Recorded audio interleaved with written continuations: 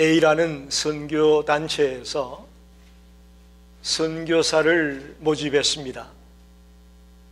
선교사 시험을 치르는 날이 추운 겨울날 새벽 3시에 선교사 시험을 치렀습니다. 그래서 그 시간이 되니까 지원하는 선교사 후보생들이 시험을 보기 위해 왔습니다. 그러면 벌써 시험장에 불이 켜지고 문이 열려 있고 다 준비가 되어 있어야 되지 않습니까? 그런데 아무도 오질 않았어요. 그래서 시험생들이 밖에서 추위에 떨면서 기다리고 있는 거예요. 그런데 1시간이 지난 뒤에 4시쯤에 드디어 시험관들이 도착을 했는데 문제가 있다고 하면서 좀 더 밖에서 기다리라고 하는 거예요. 그래서 한참 기다렸더니 아침 8시가 돼가지고 이제 준비가 되었으니 들어와서 시험을 보라고 하는 겁니다. 거기까지도 좋았어요. 근데 또 이번에 시험 문제가 나왔는데 어떤 문제가 나왔느냐?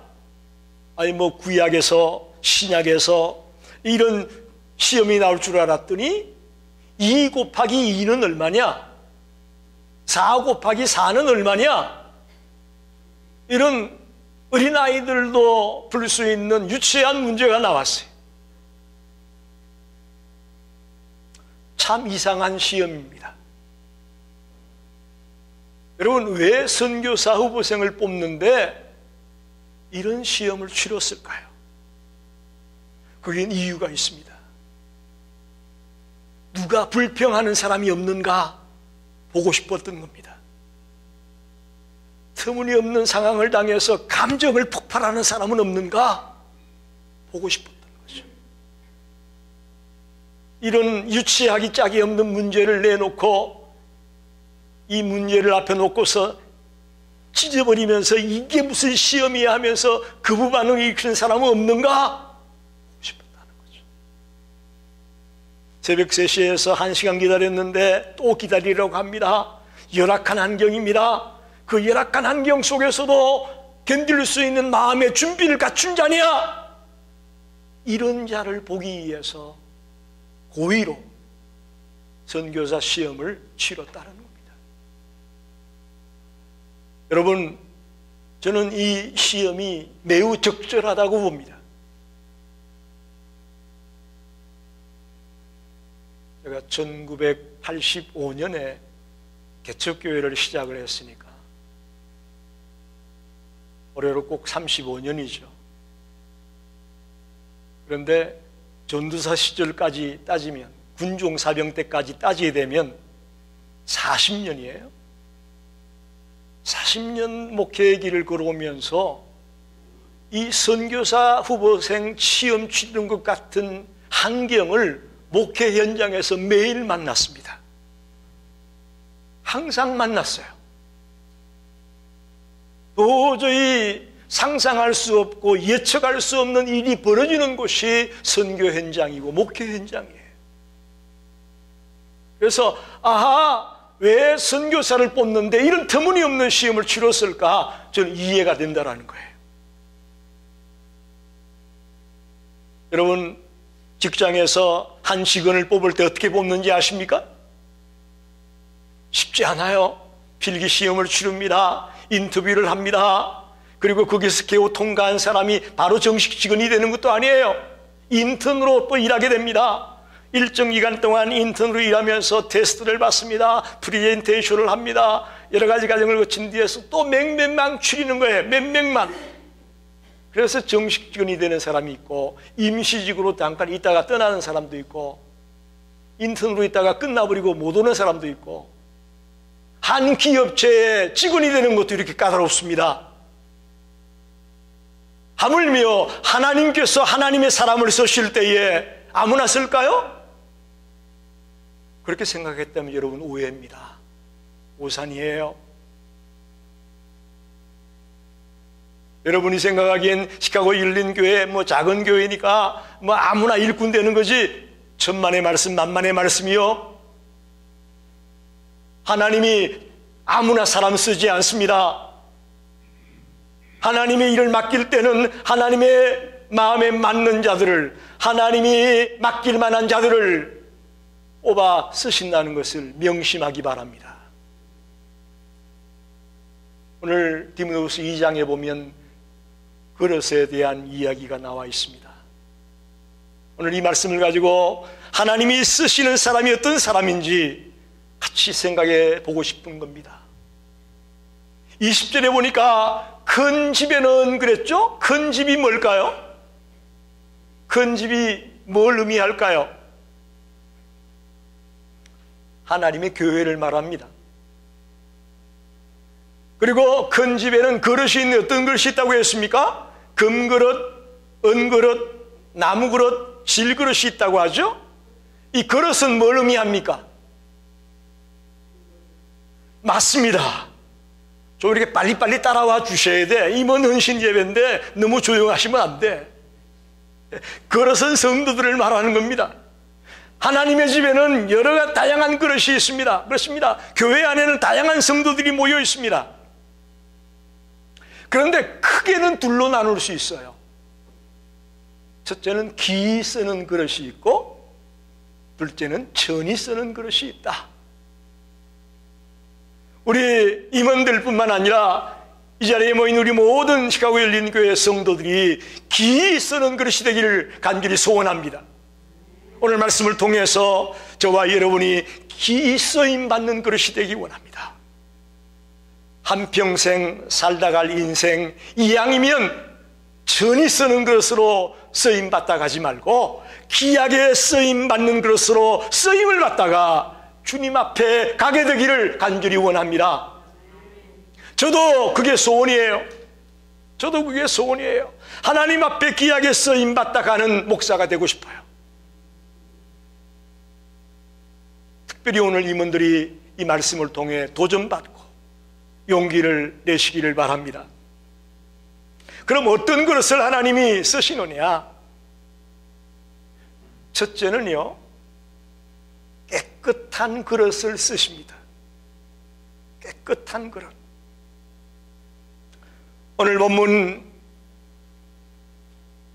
21절에 보니까 그러므로 누구든지 이런 것에서 자기를 깨끗하게 하면 기 쓰는 그릇이 된다. 한번 따라 합시다. 이런 것에서 자기를 깨끗하게 하면 기 쓰는 그릇이 된다.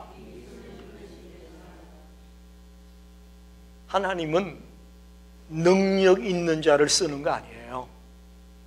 세상 사람들은 능력 보고 쓸지 모르겠습니다만은 하나님은 우리의 능력 보고 쓰지 않아요. 하나님은 오히려 깨끗하냐 깨끗하지 않느냐를 보고 쓴다는 거예요. 굉장히 중요한 얘기입니다. 그런데 도대체 어디서 깨끗하다는 얘기냐? 뭐가 깨끗하다는 얘기냐? 이런 것에서 깨끗해야 된다. 이런 것, 그죠? 이런 것이 뭘까요? 이건 오늘 읽었던 본문 앞에 나오는 디모데후서 2장 14절로 19절까지 나오는 말씀을 얘기하는 거예요. 특별히 16절에 보면 망령되고 헛된 말을 버리라. 그들은 경건하지 아니하며 점점 나아가나니 그들의 말은 악성 종양이 퍼져나감 같다. 망령되고 헛된 말을 따라가는 것, 또 그것들을 따라 살아가고 있는 것, 즉 거짓 교훈을 따라가고 이단의 사상을 따라가고 그들이 살아가는 것처럼 살아가고 있는 모습, 그걸 망령되고 헛된 말을 따라 살고 있다. 그의 악성 종양이 퍼지는 것 같이 퍼져나가고 있다. 그렇게 오늘 본문 앞에서 말하고 있습니다. 그러니까 이런 것에서, 거짓 교훈을 따라 살고 있는 것에서부터 하나님의 말씀을 따라 사는 자로 살아가는 것, 그게 깨끗하게 사는 거다. 그게 깨끗한 그릇이다. 그렇게 말합니다.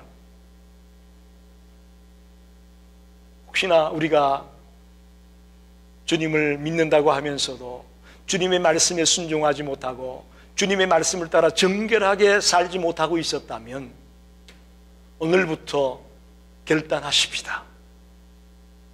거짓 교훈을 따라가지 말고 또 내 주장, 내 고집을 따라 살아가지 말고 하나님의 말씀을 따라 순종하며 정결하게 살겠다고, 깨끗하게 살겠다고 다짐하는 그런 깨끗한 그릇이 되기를 간절히 소원합니다.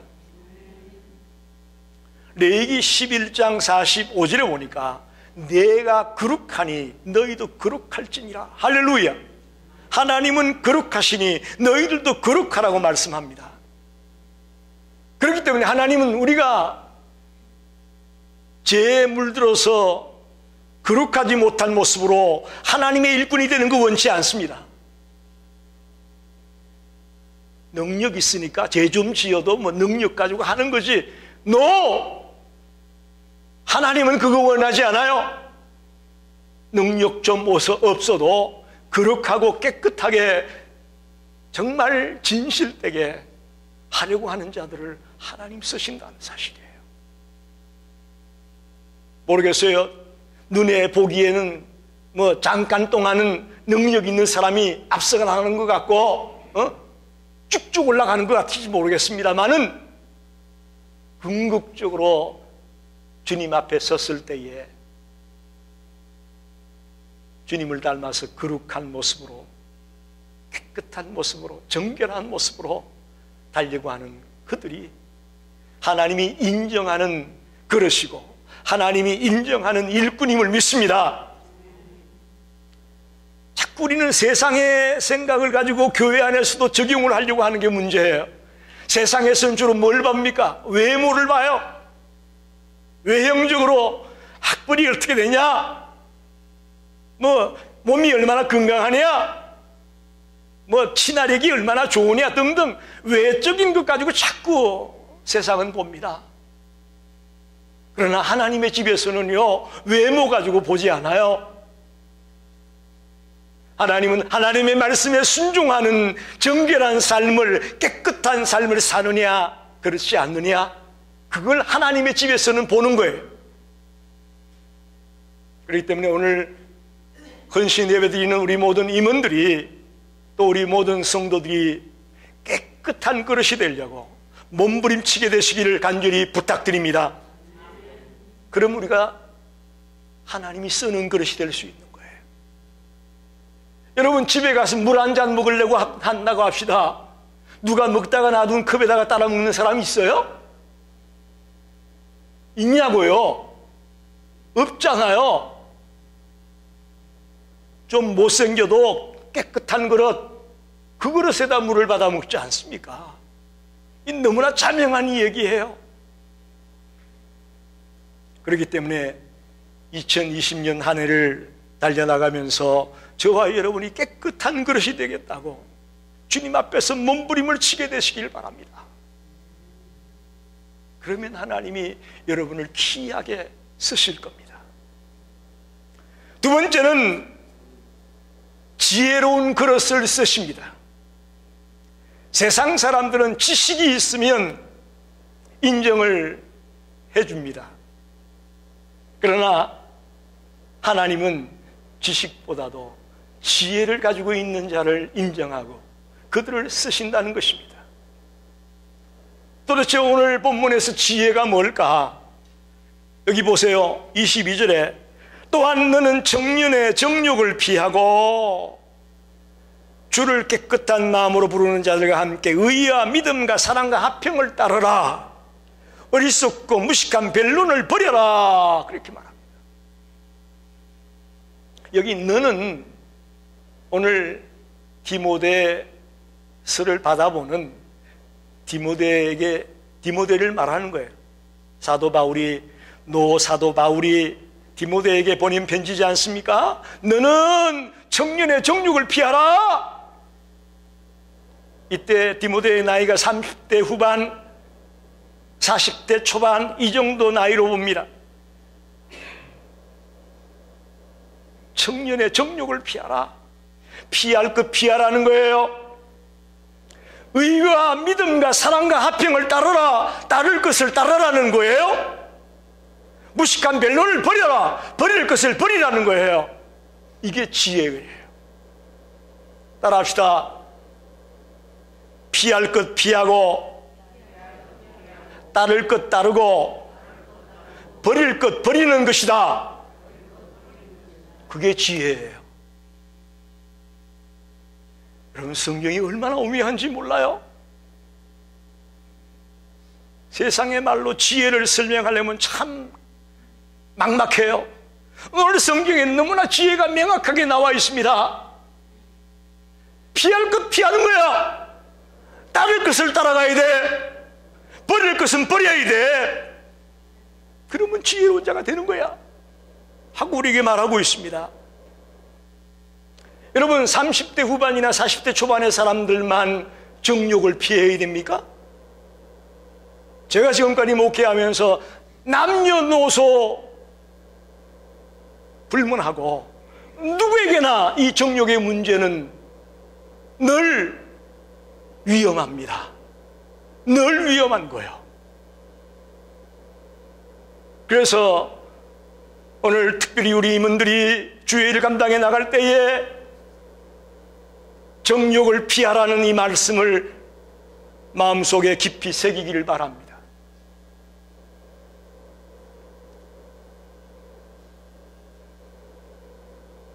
나는 그런 거하고 상관이 없다, 나는 그런 거에서 자유롭다, 나는 그런 거하고는 그리가 멀어라고 생각하셨다면 그것도 어떻게 보면 마귀가 여러분의 마음을 뒤흔들 수도 있는 거예요. 어느 순간 내가 어떻게 떨어질지 모르는 것이 우리입니다. 그래서 여러분, 요셉이 보디발의 아내가 나랑 하룻밤 즐기자고 할 때에 왜 도망갔어요? 왜 도망갔겠냐고. 그게 지혜로운 거예요. 요셉이 지혜로웠기 때문에 피한 거예요. 어떤 분은 그렇게 해석을 하더라고. 그때 요셉이 만약에 보디발 아내하고 밤 잤다면 그때부터 그냥 신나게 그 집안에서 딩까딩까 지냈을 텐데, 어이구, 어리석기는. 이렇게 보는 사람도 있더라니까, 여러분. 여러분, 아니에요. 요셉은 정말 하나님을 두려워하는, 하나님을 아는 지혜로운 자였기 때문에 피한 거예요. 저도, 우리 임원들도, 우리 모든 성도들도 피할 것 피하십니다. 따를 것을 따라라. 뭘 따라가느냐? 의와 믿음과 사랑과 화평을 따라야 된다. 의라는 것은 하나님의 뜻을 따라 선하게 의롭게 살아가는 것을 말합니다. 믿음이라는 것은 하나님을 믿는 것이고, 하나님의 말씀을 믿는 것이고, 하나님의 가르침을 믿고 신뢰하는 것이 믿음이에요. 사랑이라는 것은 자기도 남을 기이 여기고 남을 위해 희생하고 헌신하고 도우려고 하는 마음을 가지고 있는 것을 사랑이라고 말할 수 있습니다. 화평이 뭐냐? 하나님과 나의 관계가, 또 나와 사람과의 관계가 평안한 관계로 이루어질 수 있는 것, 그게 화평이에요. 이게 바로 의를 따르는 것이고, 믿음을 따르는 것이고, 사랑을 따르는 것이고, 화평을 따르는 거예요. 우리 모든 성도들이 가는 곳곳마다 이런 열매들이 맺어지길 바랍니다. 그렇잖아요? 화평을 따르는 사람이 가는데 거기 가서 싸움판이 벌어진다는 문제가 있는 거죠. 우리 임원들이 가는 곳마다 화평을 일으키는 여러분이 되시길 바랍니다. 평안한 데 가가지고 싸움박질하게 만드는 자가 되지 말고,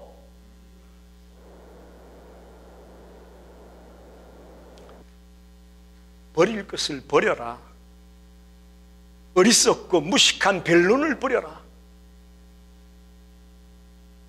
초대교회 당시에 거짓 교사들이 사방에서 일어났습니다. 특히 디모데가 목회할 때 초대교회 쪽에 제일 무서운 거짓 교훈은 영지주의라는, 노스티시즘이라는 것이 초대교회를 굉장히 뒤흔들어 놨습니다. 이게 왜 위험하냐 하면 이런 거예요. 신비한 지식으로 구원을 받는다는 거예요. 우리 뭘로 구원받는다고 믿죠? 믿음으로. 예수 그리스도를 믿음으로 구원받는다고 믿는데, 이 영주주의자들은 신비한 지식으로 구원을 받는다는 거예요. 그 지식이 뭐냐? 영은 선하고 육은 악하다. 교회는 선하고 세상은 악하다. 예, 모든 것을 이언론으로 나누는 거예요. 여기까지도 좋았다고 합시다. 문제는 뭐냐? 자기는 영적으로 선하고 영적으로 구원을 받았다는 거예요. 그러면 육신은 어떻게 해야 돼요? 육신은 제멋대로 살아도 되는 거예요? 육신도 영적으로 구원받은 사람처럼 정결하게 깨끗하게 살아야 되는 거예요? 그렇죠. 그런데 영주주의는 그게 아니에요. 영적으로 구원받았으니까 이 고깃덩어리, 이 육신덩어리, 이거는 내 멋대로, 내 마음대로 살아도 상관이 없다. 그래서 음탕하고 방탕하고 성적으로 물란해지고 그냥 엔조이하며 사는 거예요. 그걸 가만히 보니까 너무너무 좋거든요. 그러니까 초대교회 많은 성도들이 영주주의를 따라가는 거예요. 이단이 그렇게 무서운 거예요, 여러분. 영적으로 이미 구원받았으니까 육적은 이건 뭐 악한 거, 별 볼 일 없는 거니까 내 마음대로 써도 상관이 없다라고 생각을 하고 초대교회 교인들을 이상한 쪽으로 몰아간 거죠.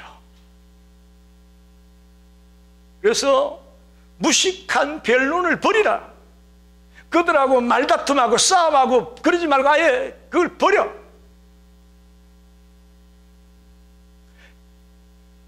여호와의 증인들이 여러분의 집에 가끔 찾아오죠? 여러분 집에는 안 오셔요? 저희 집에 가끔 와요. 뭐 이렇게 주소를 어떻게 초 이렇게 쳐가지고 찾아오는 것 같아요. 한국에서 제가 처음 신앙생활 할 때 여호와의 증인하고 한번 맞닥뜨린 적이 있어요. 그때 저를 지도했던 전도사님이 익성아, 여호와의 증인들이 오면 그냥 돌려보내. 괜히 불러들어가지고 좀 성경 안다고 얘기하고 해봤자 너 안 돼. 그러시는 거예요. 그런데 진짜 그렇더라고요.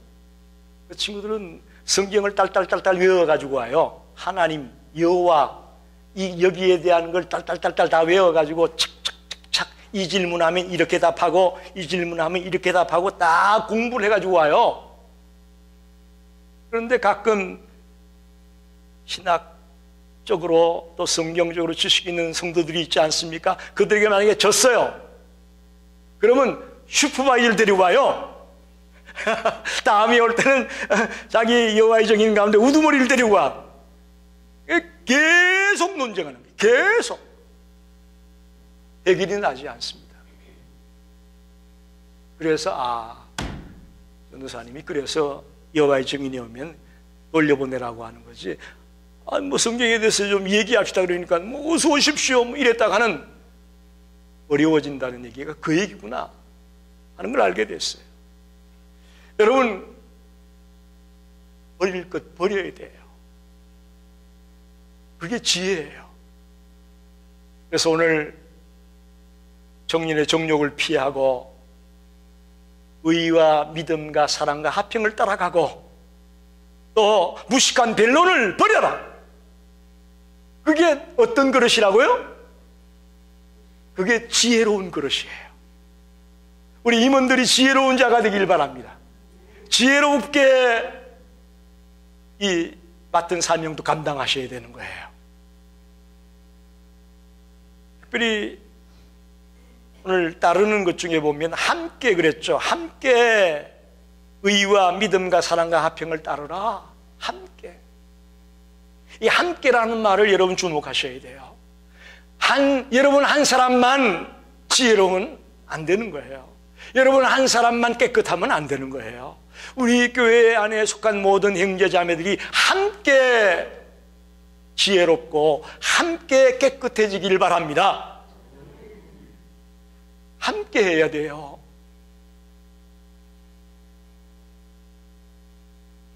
그래서 목회가 힘든 그 이유 중에 하나가 저는 그렇게 봐요.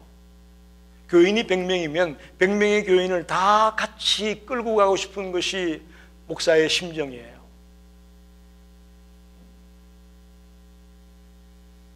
전 성도가 다 제자가 되고 다 온전한 자가 되기를 바라는 것이 목사의 심정이에요. 그런데 그게 그렇게 힘들 수가 없어요. 그렇게 힘들 수가 없어. 이 사람 잡아놓으면 이 사람이 빠져나가, 이 사람 잡아놓으면 또 저 사람이 빠져나가. 어쩜 그렇게 안 돼, 안 돼. 내가 기도가 부족해서 그런지, 내가 뭐가 부족해서 그런지 매달리면서 해봐도 안 돼, 안 돼, 여러분. 그런데 오늘 분명한 것은 우리가 함께 의와 믿음과 사랑과 화평을 따라야 됩니다. 함께 따라가야 돼요. 예? 오늘 임원들 헌신 예배를 가고 해서 임원들만 따라가는 거 아니에요. 임원 아닌 우리 모든 성도들이 다 함께 같이 따라가야 되는 거예요. 그것이 주님께 쓰임받는 자의 모습이고 주님이 기뻐하는 교회의 모습이라고 저는 믿습니다. 세 번째, 오늘 본문에 보니까 24절에 주의 종은 마땅히 다투지 아니하고 모든 사람에 대하여 온유하며 가르치기를 잘하며 참으며. 세 번째 그릇은요, 온유와 인내의 그릇을 가진 자를 하나님이 사용하십니다. 한번 따라합시다. 온유와 인내의 그릇을 쓰신다. 자, 깨끗한 그릇, 지혜로운 그릇. 세 번째는 온유와 인내의 그릇을 쓰십니다. 방금 얘기했죠? 이단의 세력들이 교회를 흔들어 놨을 때에 어떻게 하라고요? 무식한 변론을 버려라. 그렇습니다. 교회 안에 이단의 세력이 들어오면 교회를 막 흔들어 놔요. 풍지박산이 나요. 근데 이 이단의 세력들을 교회에서 잘 엄중하게 처리해야 됩니다. 엄중하게 다스려야 됩니다. 그런데 그럴 때라도 하나님이 쓰는 일꾼들은 온유함을 잃지 않아야 된다는 거예요. 온유함을 버려서는 안 된다. 여러분 봅시다. 조금이라도 죄가 있거나 문제가 있는 교인을 다 쳐낸다고 해봐요. 교회에 남아있을 사람이 있겠어요? 어떻게 생각하세요? 여기 이렇게 문제가 있고 이게 문제가 있고 문제 있는 사람마다 쳐내기를 시작한다면 교회에 남아있을 사람이 있겠느냐고요? 없습니다. 그런 문제 있는 자들을 회개하고 돌이켜서 우리가 함께 같이 갈 수 있도록 해나가는 게 교회예요. 그게 교회 일꾼들이에요. 간혹 보면 교회 일꾼 중에 아주 자기만 잘나셨고 다른 사람은 다 못나셔서 뭐 자르고 어떻게 하자는 거예요? 그래서 온유와 인내의 그릇이 중요한 겁니다. 온유와 인내의 그릇이 있어야 돼요.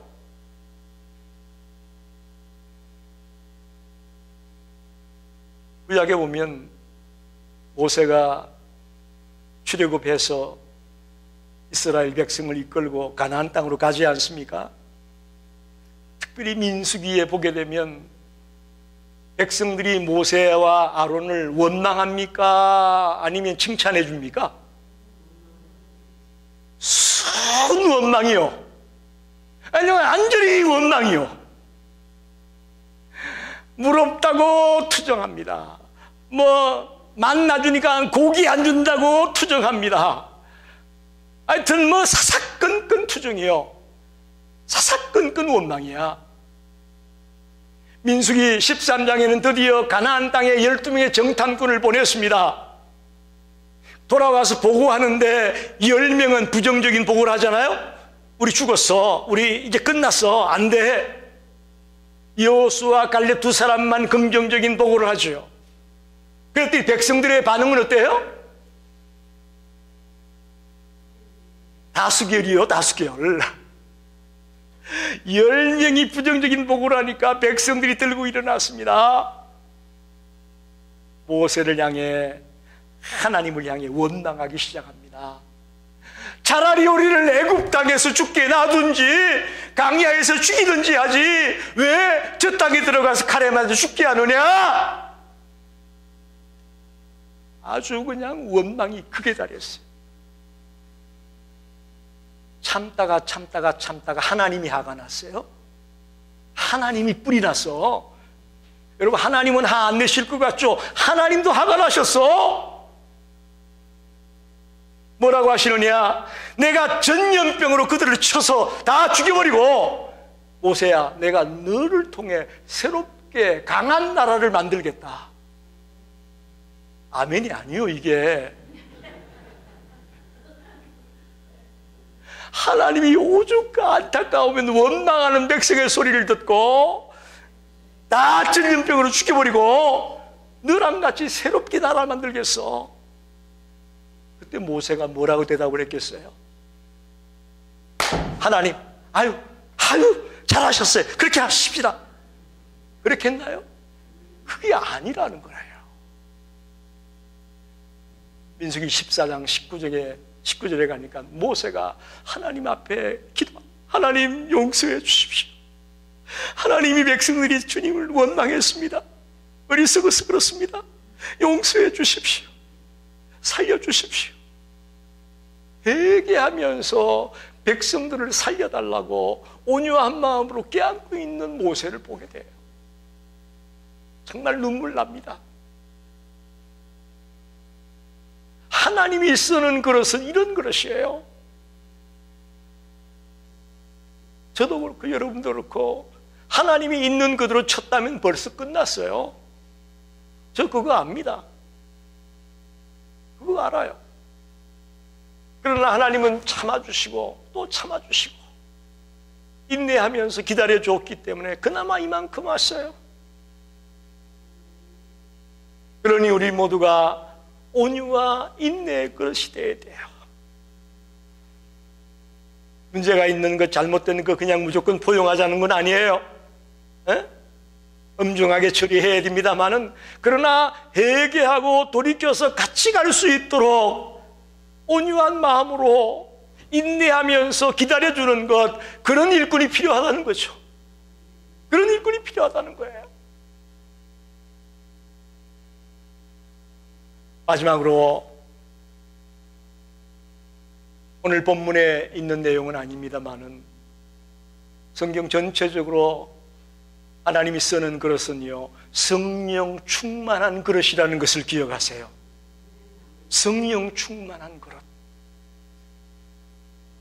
하나님은 맡은 자에게 그 일을 감당할 수 있는 능력도 주신다고 말씀하지 않았나요? 그러니 우리가 하나님께 쓰임받는 일꾼이 되기 위해서는 성령 충만함으로 무장되어져야 됩니다. 성령 충만한 그릇이 되어야 된다는 거예요.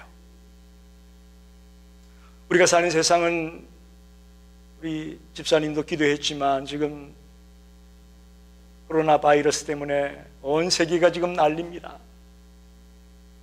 시카고에도 확진자가 있어요. 온 세계가 지금 난리예요. 이런 환난과 시험과 역경이 우리를 가로막고 있습니다. 이럴 때 우리는 쉽게 불타버리는 나무 그릇이에요. 또 쉽게 그냥 퍽 하고 깨져버리는 질그릇이라고. 그런 우리가 성령으로 충만케 되면 금그릇이 될 수 있고 은그릇이 될 수 있다고 믿습니다. 쉽게 불타버릴 나무그릇 같은 우리가, 쉽게 퍽 깨져버릴 질그릇인 우리가 성령으로 충만하게 될 때에 새로운 그릇으로 바뀔 수 있다는 거죠. 대표적인 인물이 베드로예요. 베드로는 다른 사람이 다 예수를 멀리하고 도망간다고 했을 때에 예수님 앞에서 큰 소리 빵빵 쳤습니다. 다 예수를 부려도 나는 안 부립니다. 누구 얘기요? 베드로가 호언장담했던 거예요. 이때 베드로는 무슨 그릇이요? 무쇠 그릇이요. 무쇠 그릇. 절대로 깨지지 않을 것 같은 무쇠 그릇. 그런데 예수님이 잡혀갈 때에 그 뒤에 따라가다가 한 계집종이 당신도 그 예수랑 같이 가던 사람 아니요? 그랬어요. 그랬더니 베드로가 뭐라고 대답을 했을까요? 아니야, 나 그 사람 몰라. 계집종의 말 한마디에 퍽 깨져버렸어. 무쇠 그릇인 줄 알았더니 퍽 깨져버린 질그릇이었다고. 그래서 아구는 소리를 듣고 정말 통회하면서 마음을 돌이키고 오순절 성령 강림 사건 때에 그가 성령의 충만함을 체험하게 됩니다. 그리고 나서 그가 어떻게 됐느냐? 그 당시에 권력자들이 이제 예수 믿는 사람들이 막 예수가 부활했다고 막 떠들고 다니니까 리더격인 베드로를 불러서 잡았어. 또다시 한번 가서 예수 얘기를 하거나 그러면 너 죽이겠어. 아주 무섭게 경고를 하는 거예요. 또다시 밖에 나가서 예수 얘기하고 예수 부활 같은 얘기하게 되면 너 죽일 거야. 경고했어요. 그때 과연 베드로가 뭐라고 했을까요?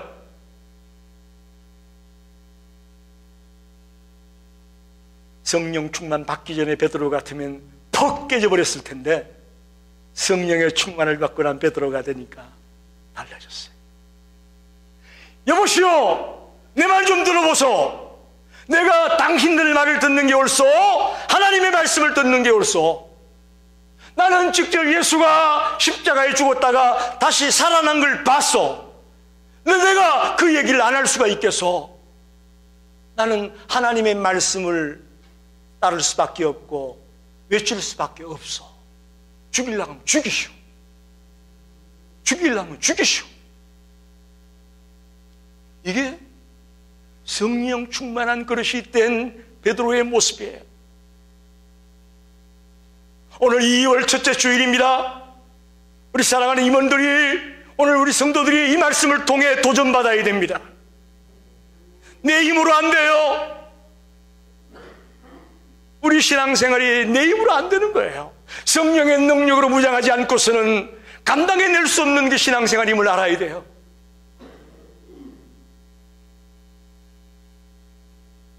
우리 인간은 약하기 때문이에요. 몸이 병들 수 있어요. 지금 김혜선 집사님이 병원에 입원 중에 있습니다. 그래서 오늘 김재일 집사님도 병원에 간호를 하고 있어야 되기 때문에 못 왔어요. 식사를 거의 일주일 넘게 못 하셔서 검사해 보니까 위염이 좀 있고 여러 가지 몸이 약해져서 검사를 받으면서 치료를 받고 있습니다. 몸이 약해지는 게 인간이에요. 또 사업을 하다 보면 실패할 때가 있습니다. 또 인간관계 속에서도 이렇게 저렇게 참 힘들고 어려울 때가 있습니다. 그럴 때 우리 혼자 어떻게 견딥니까? 못 견뎌요. 그래서 요즘 오죽하면 자살로 생을 마감하는 사람이 얼마나 많습니까, 여러분? 얼마나 많습니까? 그만큼 이 세상이 각박하고 힘들고 어렵다는 거예요. 이걸 어떻게 이기느냐? 성령의 충만한 그릇이 될 때에 저는 이길 수 있다고 믿습니다. 그것만이 우리의 무기입니다. 그거 없으면 우리 감당할 수 없어요. 쓰러지고 마는 거예요. 그래서 그는 나중에 성전에 기도하러 올라가다가 날 때부터 안전병이 된 자를 만나서 은가금은 내게 없으나 내게 있는 것으로 내게 주노니 나사렛 예수의 이름으로 일어나 걸어라. 할렐루야. 그런 담대함이 생겼어요. 나 아무것도 없어. 그러나 내게 있는 것 예수 그리스도 이름으로 일어나 걸어라.